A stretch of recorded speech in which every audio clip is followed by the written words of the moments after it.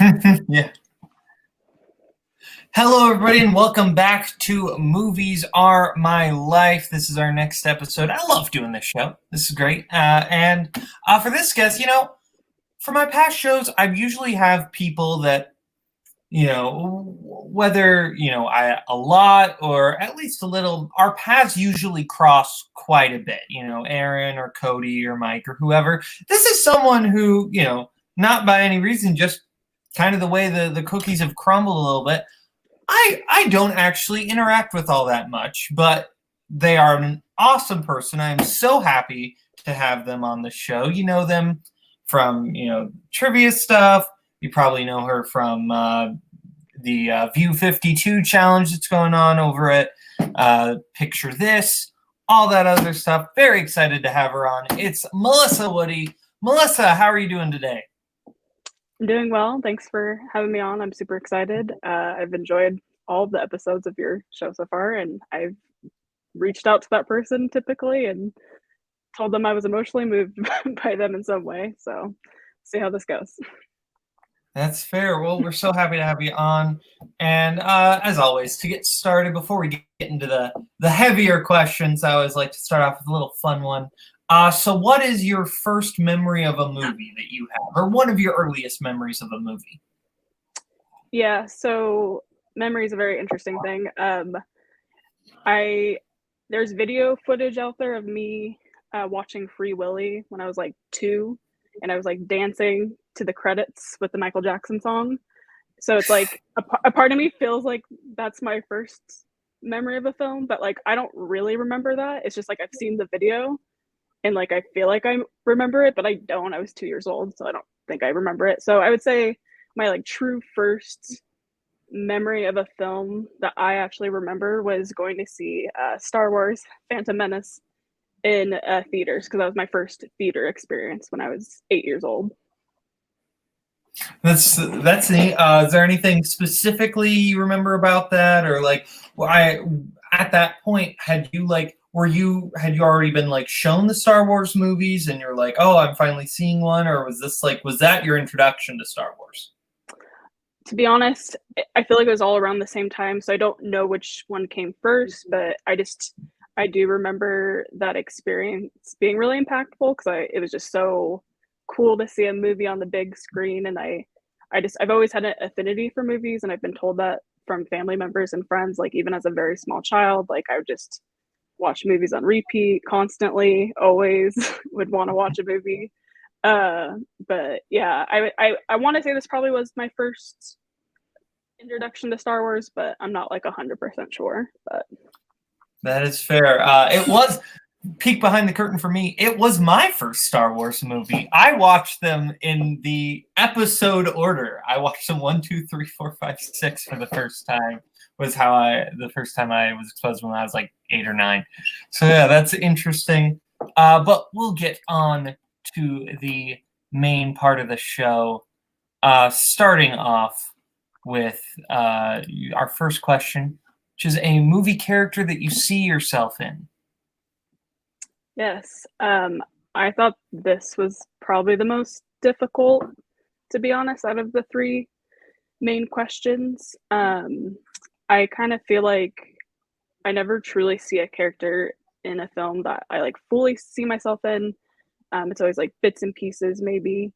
And you can interpret this question a few different ways as well. And I interpret it more on the circumstance or the human experience that the character was going through versus like their personality or like their character traits. But and I chose the film After Sun with the character of Sophie. This was a film that really emotionally impacted me recently. So it felt the freshest on my mind where I felt like I saw myself in this character of Sophie. So essentially, the film is Sophie as an adult in her 30s, which I'm 31, uh, and she's looking back at a very specific memory with her father. It's a family vacation or a vacation in Turkey, And she's kind of reflecting that time and putting some pieces together of her relationship with her father.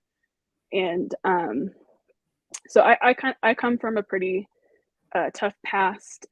Both of my parents are alcoholics and addicts, and I unfortunately lost my dad 10 years ago to his disease of addiction.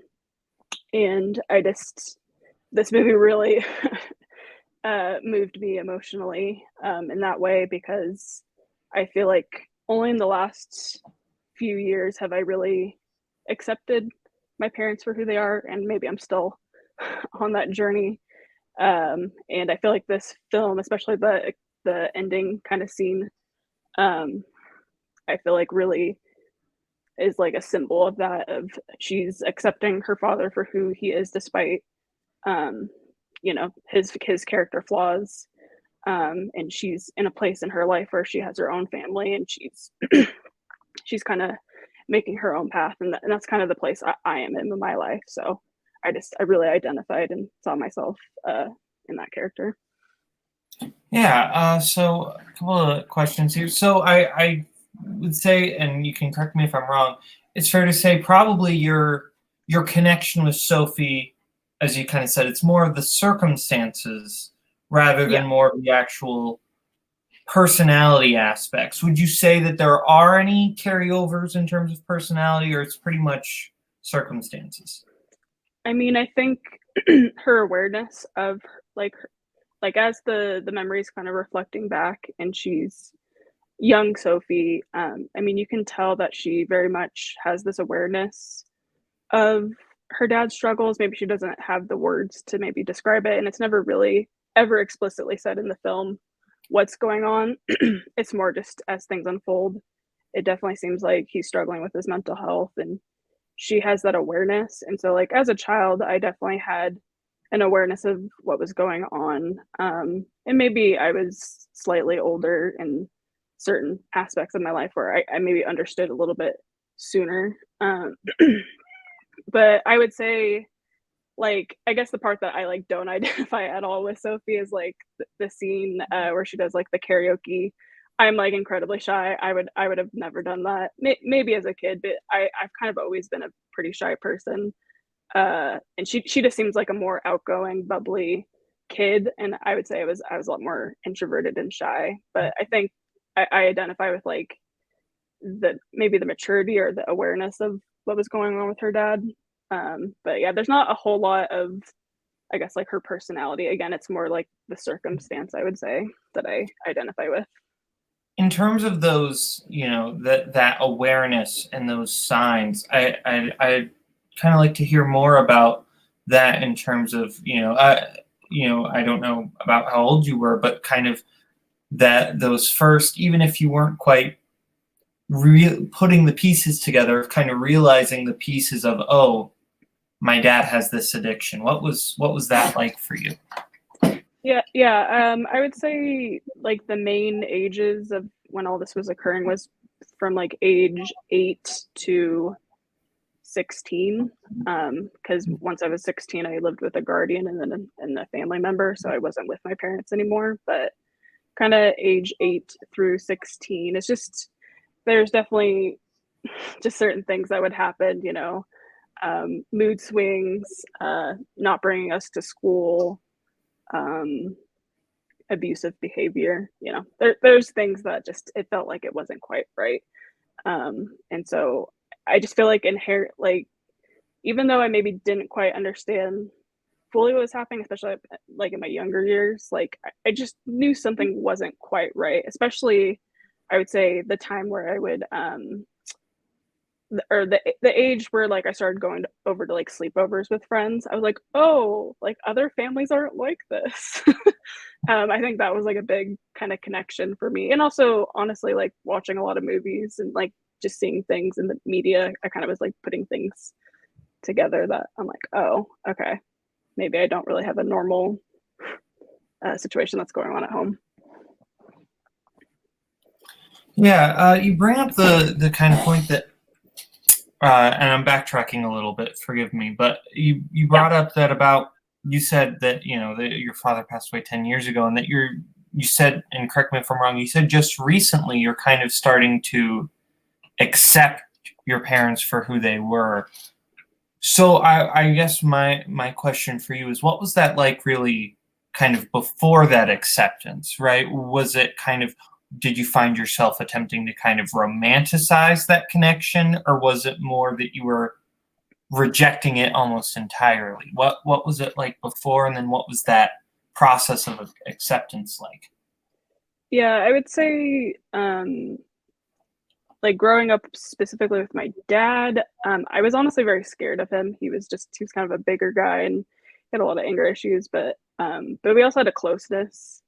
And so like as a kid, it was more I was kind of scared of him. And then when he passed away, I felt like um I definitely kind of maybe romanticized a lot of the memories that I had with him. And then just going through therapy and processing and healing kind of all these things. I definitely had a stage of like anger, confusion, but I think just naturally as you get older, um, you just I don't know, click more, make more sense. And I think in the past few years, it's really not worth all the energy, especially I mean he's passed away. So I'm just trying to more accept for who he was as a person. And he obviously was struggling. And so I'm trying to kind of have that perspective more that, like, he did the best he could when he was alive.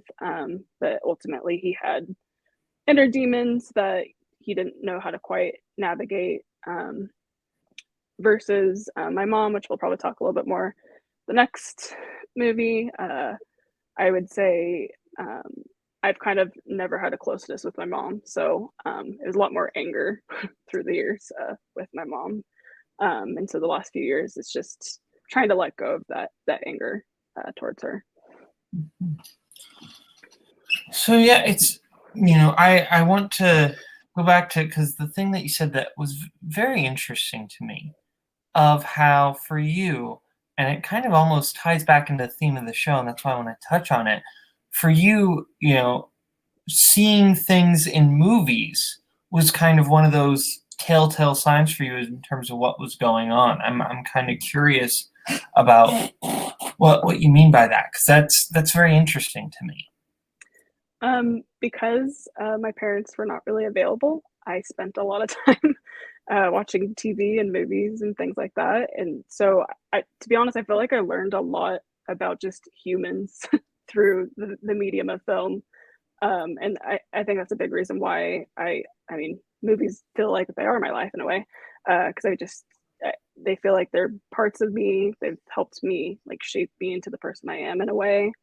And I feel like I also use films even to this day for like emotional regulation. Like if I know I'm really sad or upset or something, like I kind of like to face those emotions like face on, like with After Sun. Like I watched it again, like I think within a day the first time I saw it, because I was just like it was just so emotionally impactful, and I was just like, okay, I need to like watch this again to like maybe process this a bit more. And I honestly enjoyed it a lot more on a second viewing. But yeah, I feel like I'm rambling. I don't know if I really answered your question, but No, I think that it's interesting that it heavily ties back into the theme of the show, and in terms of like you said, movies were your life, and that especially because of your parents, you almost I find that with a lot of people, movies are kind of that third parent. Even when people have really supportive parents, movies are almost kind of that third window. So I think that's very interesting. Yeah, is there anything else you have to add on After Sun before we go over to the second question? no, I mean, I think I highly recommend it if you have not seen the film. I know it doesn't hit as hard for some people, especially just the structure of the film. But I thought it was really well directed and crafted the way it is kind of shown through this memory and how it unfolds. And yeah, I'd be curious to. I mean, I love this question of like, what character do you see yourself in? Because I almost feel like another reason why I chose this is the past 7 years or so. It's kind of been the most stable part of my life ever. Like everything before like that time period was there was something in my life that was kind of chaotic. And so I almost feel like I'm a teenager again or something. Like I feel like I'm still kind of discovering who I am as a person. So I almost feel like I'm in this state of where Sophia is because she's kind of going through puberty. And I almost feel like that in a way, even though I'm in my 30s. That's interesting. That's it's interesting because especially when you selected this, I was like, oh, so it's probably you kind of talk. I kind of expected you to more talk about how and you did a little bit, but how Sophie as a child was a lot like you as a child. But it's almost interesting that you say like you at third in your 30s now feel connected to the child Sophia, and I think that's really fascinating to me. Yeah. So I think we'll move on now to our second question, which is a movie that reminds you of a personal experience. So we kind of touched on it a bit in the first question. But I mean, to be honest, when I read this, like a movie that reminds you of a personal experience, I kind of think of the most personal, impactful experience of my life, which was both of my parents were addicts, and the movie I chose was When a Man Loves a Woman. Is this the best movie ever made? Absolutely not. I definitely have problems with the movie, but there is certain things about it that I have a lot of parallels with it, and it does feel very personal in a way. So basically the synopsis or of the story is it's about a family, and the mom, which is played by Meg Ryan, is an alcoholic, and it's essentially kind of her struggles through that and how it impacts the entire family.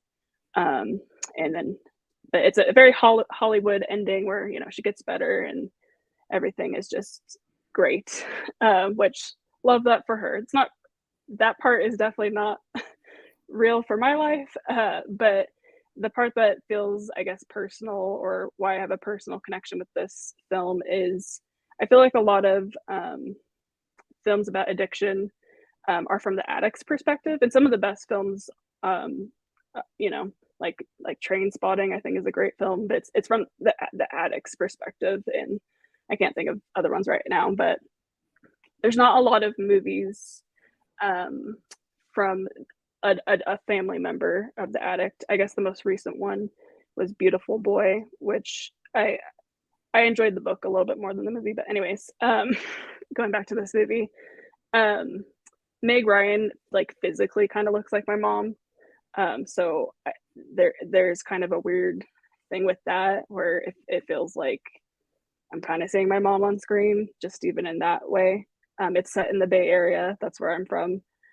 The dad's name is Michael. That's my dad's name. There's a specific scene with the shower where Meg Ryan is basically so intoxicated, and maybe the water or the steam is like too hot, and she basically collapses and passes out in the shower. And I actually had a very similar situation that happened with my mom, so that was very weird to see on film. It really felt like, okay, this is kind of like, I don't know, it just felt very weird that there's just all these similarities in this film. So that's why I chose this one for what reminds me of a personal experience. Yeah. Yeah, this is, thematically, connected to that first question, because it's it seems like the kind of other side of the coin. But you talk about how this movie does kind of portray addiction from the perspective of the husband, the Andy Garcia character. And I'm kind of curious because you even say in your case that your father was the addict. So I'm kind of curious as to how that added layer of your father and your mother both being these addicts, but how that kind of tempered your connection with your mother in that aspect as well. Can you say the question again? I'm sorry. Yeah, no, I'll try to word it a little more concisely. I guess I'm curious as to how you feel that, that from your father's perspective of essentially, kind of what goes on in this movie is, with Andy Garcia, essentially trying to keep Meg Ryan in line, and maybe that wasn't quite your situation, but I'm curious as to how your father being an addict kind of tempered that connection between you and your mom, who's also an addict, and how that kind of dynamic played out. Yeah, okay. No, I understand. Sorry. um, No, you're good. I needed to word that better. I apologize. No, you're fine. So I guess another layer of my childhood is my parents got a divorce. So it was two separate homes with attics, which I think caused even kind of more chaos a little bit. So again, through that age period of like 8 to 16, I believe they got a divorce when I was 10. They also their their divorce took 6 years. So like it was a lot of things going on. So I guess in that respect, they both were like going through their own demons like on their own, which maybe made it worse. I'm not really sure. So they were separated. So that part of the film, that's why it's kind of funny. It's called When a Man Loves a Woman. That part I definitely don't, I guess, identify with. It's more just I do think this is a good portrayal of an alcoholic. And I guess it's the closest film that I have ever seen to somewhat have the child's perspective and impact of an addict. And I would love to see more films from that perspective, because again, from my experience in movie watching, it's typically from the addict's perspective, which is good and valuable, but this is kind of the closest thing. So yeah, I'm curious, what was that like for you, essentially growing up and having, your mom have this addiction, and clearly that kind of tempering your relationship with her, and what was that like, essentially, you with your connection with your mom, and how that was, I hope I'm not speaking for you, but how that was probably severed by her addiction, or at least, fragmented a bit. Yeah, I think ultimately maybe why I have maybe a more positive outlook for my father versus my mother is I mostly was raised by my father. It was very temporary, like when they're kind of going through the divorce and the custody battle. We only lived with my mom very briefly, and then we kind of lived with my dad full time. So just in regards to that, like I didn't see her as often. And then also, my dad was much more of a functional addict. He had his own business. He was a successful guy. It's just there was moments, through my childhood where I would kind of it didn't feel quite right. Versus my mom was much more, I guess, the part of this film where Meg Ryan is an addict. That's very much kind of the experience I had constantly with my mom. She always was intoxicated, and very not functional, crying a lot, not able to get out of bed, all those type of things. She wasn't a functional like human, essentially. Versus my dad, it was more he was an addict, but he again was a little bit more functional in his everyday life for the most part.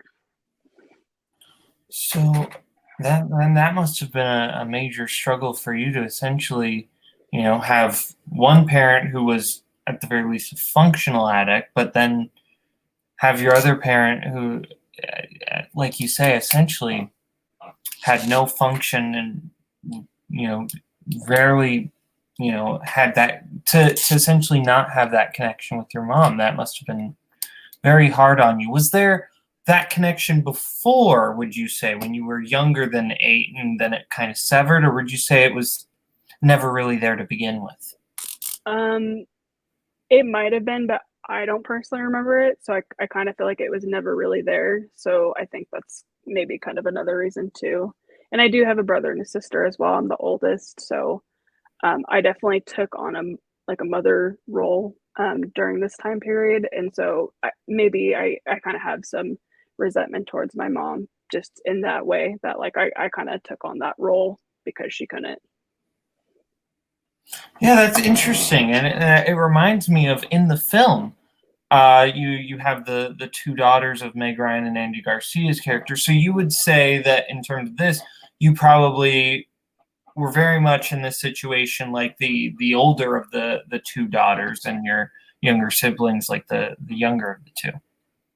Yes, very much so. Mhm. Yeah. Kind of one more thing I want to touch on because I always find this fascinating, especially when people find these movies that are so eerily similar to an actual experience that they had.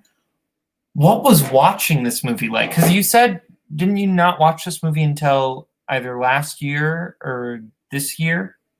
So I did pick it for the show, and I like rewatched it for this. But before this, I probably had not seen it in like 15 years. Oh, Um, but it made such an impact on me back then. So it was actually very interesting because when I watched it, several years ago, it was very emotional, and it had a lasting like impact on me. And rewatching it, I didn't quite have that feeling, and so it kind of made me feel like um, I'm maybe more healed, or I'm not in that scenario anymore. So it didn't feel, I guess, as like emotionally charged. And again, I think with my mom, I've really kind of come to terms with who she is as a person, because she's still alive. She's been in and out of jail. She's been kind of in and out of being homeless, those type of things. And so I haven't seen her in years, and so I've almost like grieved her in a way. And so rewatching this was very like, it was interesting, but it didn't feel as like emotionally as it once did. But it was still weird. yeah. I'm curious about that in terms of the experience of rewatching this. Would you say not having that emotional charge, would you say that was freeing in a way, or was there something a little sad to you about that you didn't have that emotional connection that you had the first time?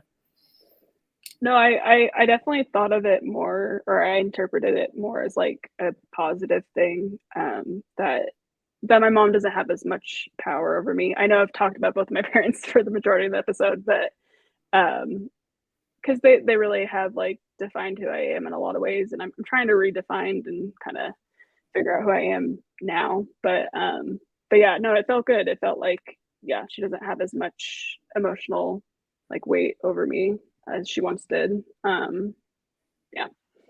So it was freeing for you to kind of watch this and, still be able to watch it and not have that emotional, that she didn't have that emotional power hold over you that the film once did, really, and once she did through the film. Yeah, yeah, basically. I felt a little bit more indifferent in a way. I don't know if that's like really sad, but it's just the truth. No, I think that's very interesting that essentially a film that once had, such a power hold over you, now you watch it and it, you didn't have that same emotional just wreckage. And I think, that it's also kind of interesting. That also speaks to the power of movies that, once we face these things, sometimes they're not as strong. Would you say that, that could kind of contribute to that as well? Yeah, because like again, I think when I first watched it, it was pretty close or during the time when all this was happening, And so, yeah, it had a lot more of an emotional charge versus like the first movie talked about, After Sun. I feel like I'm more in that place in my life where I'm kind of reflecting on these things. And so that hit harder because that's the point of my life that I'm in now. And who knows, maybe in 20 years, if I rewatch After Sun, it won't hit as hard. I don't know. Yeah, no, that's understandable. Well, I thank you so much for sharing about this, Melissa. I know that I can tell that a lot of this is a little tough for you to share, and I'm really thankful and appreciative of you sharing about this. Yeah, I mean, this community means the world to me, so I'm happy to share my life, even though it's kind of not great at times, but it's maybe the person I am today. So, yeah. Well, that's the thing about those struggles is that they hurt us, but they shape us, and sometimes absolutely. positive. And yeah, so I really appreciate you sharing that, Melissa. And now we'll go over to the third question. What is a movie that gives you hope? Yeah. So this is another movie that when I watched it, it was very impactful, but still impactful when I rewatched it again, which I chose Slumdog Millionaire. I interpret this, and I understand there's like some criticisms about this film, and I understand it, that it still really works for me. I kind of interpret this more as like a modern day fairy tale, romance drama type of movie, and I think when it comes to hope, it's that feeling of you know something positive to happen, essentially, like that desire and possibility of something positive to happen. And in this film with Jamal, kind of his journey through his life, and ultimately, winning $1 million and and finding the love of his life that he had as a child, seems pretty fantastical. But it's just that is something that I don't know. I fully got hooked with this movie from the beginning. I really like the character of Jamal, and I rooted for him, since the beginning of the film. And once it gets to the end, it's very satisfying, and it gives me a lot of hope. It's obviously maybe not the most like realistic film at the end of the day, but I have found that some of my favorite films are fairy tales because it has that escapism piece of it and kind of over the top realism of it all. So yeah, I absolutely love this movie.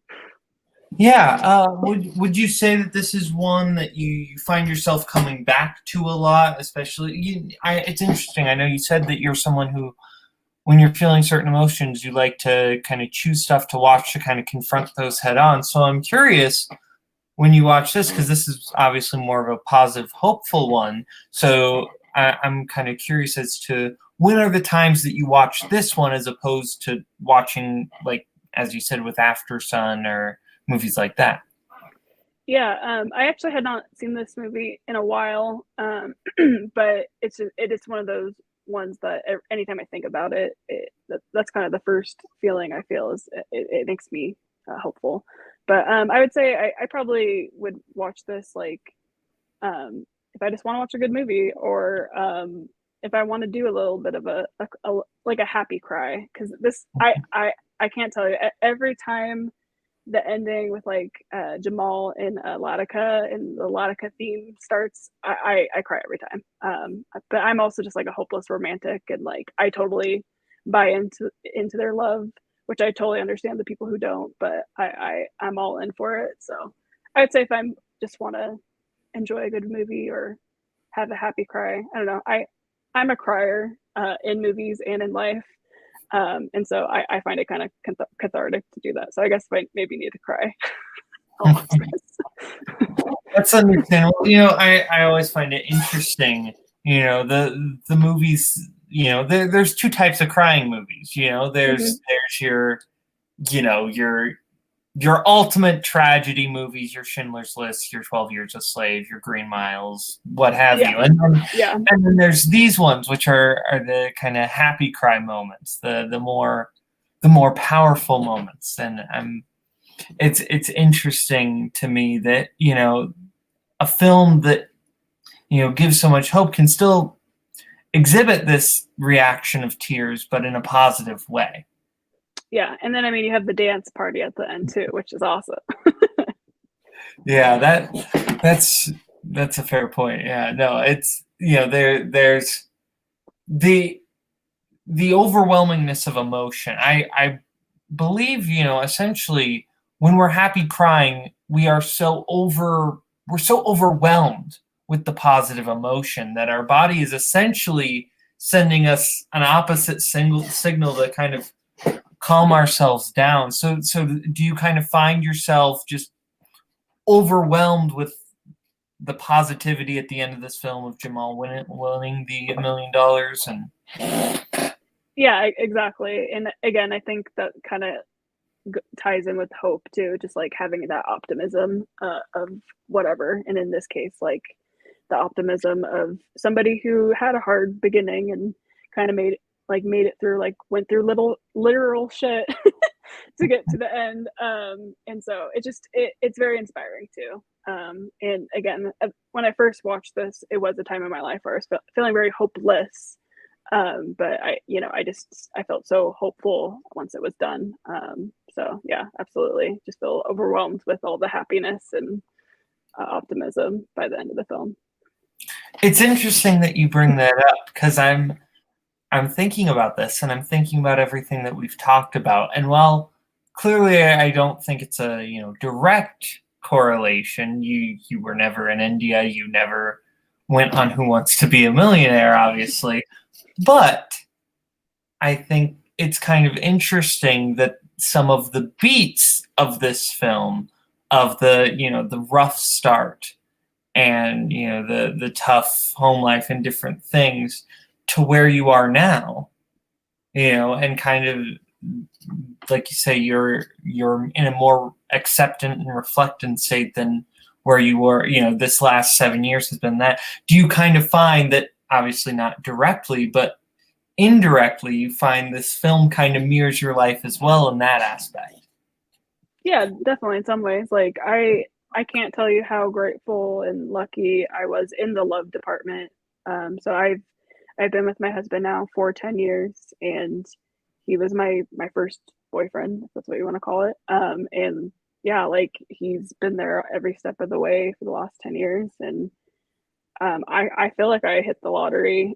I was again on Who Wants to Be a Millionaire, but he's been my biggest supporter, through all of this. So yeah, no, I definitely in a way feel mirrored with Jamal, to a certain degree. But yeah, obviously very different life experiences. But yeah.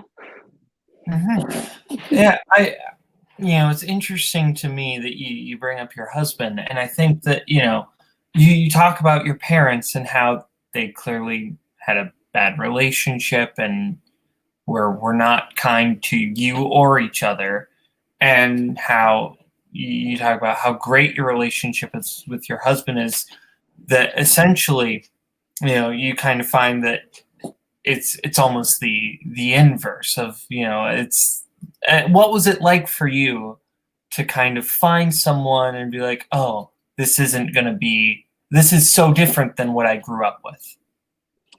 Yeah, it was strange, and I didn't really like trust it for a while. So I guess just to kind of explain how me and my husband, like the beginning of our relationship, kind of briefly. So we went on our first date on Halloween, um, and then 2 weeks later is when my dad passed. And I called, or I texted him and let him know kind of what was going on, and I was kind of pushing away because it's like we just started dating.